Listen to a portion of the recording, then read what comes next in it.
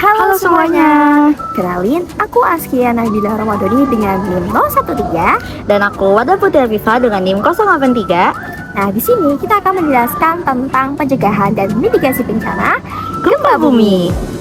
Nah, gempa bumi ini adalah suatu bencana alam yang rawan terjadi di Indonesia. Salah satunya ada di Yogyakarta. Nah, bagi teman-teman yang penasaran bisa disimak video kita ya. Pemirsa, gempa bumi bermagnitudo 6,0 yang mengguncang pesisir selatan Yogyakarta pada Jumat malam menyebabkan 1 orang meninggal dunia. Selain itu ratusan bangunan dilaporkan mengalami kerusakan ringan hingga sedang. Inilah detik-detik gempa bermagnitudo 6,0 yang berpusat di Kabupaten Bantul, Daerah Istimewa Yogyakarta. Warga di sekitar lokasi panik dan berupaya menyelamatkan diri. Gempa tektonik ini mengakibatkan seorang nenek bernama Sudirah, 67 tahun, warga Kelurahan Mulyodadi, Kabupaten Bantul dilaporkan meninggal dunia karena panik hingga terjatuh dari ranjang di rumahnya saat terjadi gempa. Sementara itu sejumlah warga dilaporkan mengalami luka ringan hingga sedang akibat berlarian keluar rumah. Seorang warga bahkan terpaksa dibawa ke Rumah Sakit Muhammadiyah Bantul akibat mengalami patah tulang.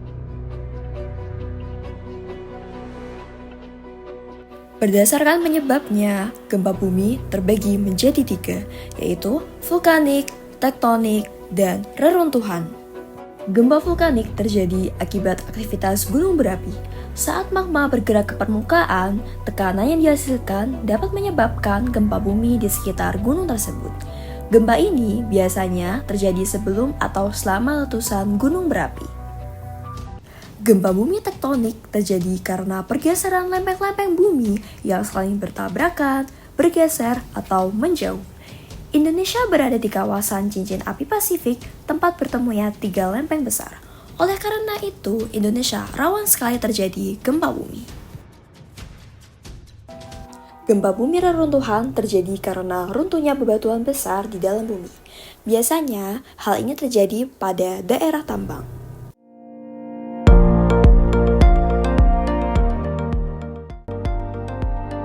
Yang pertama ada kerusakan bangunan. Gempa bumi yang kuat dapat menyebabkan kerusakan struktural pada bangunan, terutama di daerah yang tidak memiliki standar bangunan tahan gempa atau bangunan dapat runtuh yang dapat mengancam nyawa orang yang ada di dalamnya. Yang kedua ada kerusakan infrastruktur. Nah, infrastruktur ini seperti jembatan, jalan, saluran air, dan jaringan listrik bisa rusak parah yang dapat mengganggu mobilitas dan kebutuhan dasar masyarakat. Yang ketiga ada perubahan permukaan tanah. Gempa bumi dapat menyebabkan pergeseran atau retakan pada tanah yang berdampak pada bentuk permukaan, seperti tanah longsor atau perubahan aliran sungai.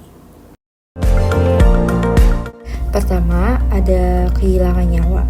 Nah, kehilangan nyawa ini merupakan salah satu dampak signifikan yang diakibatkan dari runtuhnya bangunan atau bencana sekunder seperti tanah longsor atau tsunami. Untuk kedua ada luka-luka. Nah, banyak orang dapat terluka akibat bencana alam ini, baik secara fisik akibat runtuhan bangunan atau trauma psikologis akibat pengalaman yang menegangkan. Untuk yang ketiga ada pengungsian. Banyak warga yang terdampak gempa bumi seringkali harus mengungsi karena kerusakan rumah mereka atau ancaman lanjutan dari gempa susulan. Nah, pengungsian ini untuk waktunya tergantung pada keparahan bencana. Pertama ada kerugian ekonomi. Nah, contoh kerugian ekonomi ini merupakan kerusakan infrastruktur, bangunan, dan properti dapat menyebabkan kerugian yang finansial yang besar. Dan contohnya seperti ada sektor ekonomi seperti perdagangan, perhotelan, dan industri bisa terhenti sementara mempengaruhi perekonomian lokal dan nasional. Yang kedua ada penghentian kegiatan ekonomi. Beberapa sektor penting seperti pertanian, industri, atau perikanan bisa terganggu yang dapat menghambat produksi dan distribusi barang serta jasa. Yang ketiga ada biaya rehabilitasi dan rekonstruksi. Pemulihan dari bencana gempa bumi memerlukan dana yang besar untuk membangun kembali infrastruktur dan rumah serta memberikan bantuan kepada korban. Yang pertama ada tanah longsor. Gempa bumi sering memicu tanah longsor yang bisa merusak lahan pertanian, perumahan, serta jalan-jalan. Dan longsor juga bisa menimbulkan banjir jika aliran sungai terhalang. kedua, ada kebakaran. Kerusakan pada jaringan gas atau listrik dapat menyebabkan kebakaran besar. Hal inilah yang dapat memperburuk dampak gempa bumi. Yang ketiga, ada tsunami. Gempa bumi yang terjadi di bawah laut dapat menyebabkan tsunami yang menyebabkan kerusakan lebih lanjut di daerah pesisir. Tak hanya itu, tsunami ini dapat mengancam nyawa dan merusak properti yang ada di sekitar. Pertama, ada trauma dan stres pasca gempa. Masyarakat yang selamat dari gempa bumi sering mengalami trauma psikologis seperti stres, kecemasan, atau gangguan tidur. Yang proses pemulihan mental ini bisa memakan waktu yang cukup lama. Yang kedua, ada perubahan sosial.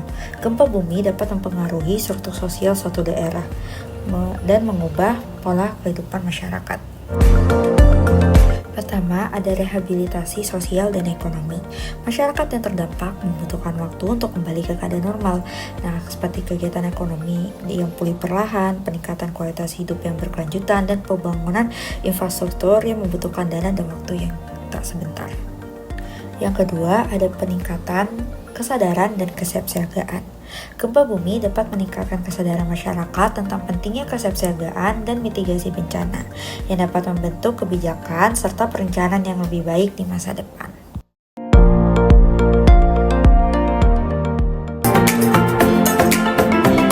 Kenali situasi rumah, sekolah, kantor. Apakah berada di tempat yang sering merasakan gempa bumi? Apakah berada di pesisir pantai? Atau berada dekat dengan dataran tinggi seperti bukit? Bangun rumah yang kuat dengan mengacu pada peraturan bangunan tahan gempa. Pastikan struktur di mana tempat Anda berada tahan terhadap gempa. Jangan membangun bangunan di atas, pada, atau di bawah tebing, atau di atas tanah timbunan yang tingkat kepadatannya tidak sesuai dengan daya dukung tanah terhadap bangunan di atasnya. Periksa stabilitas perlengkapan gantung.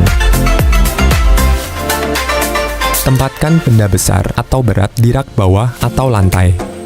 Atur perabotan seperti kabinet, cermin, dan lain-lain untuk menempel ke dinding agar tidak roboh saat terjadi gempa.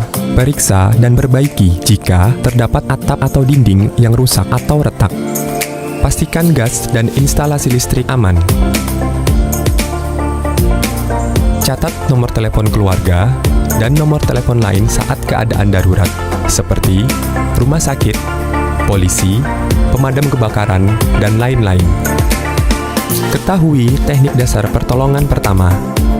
Ketahui cara menggunakan alat pemadam kebakaran sederhana.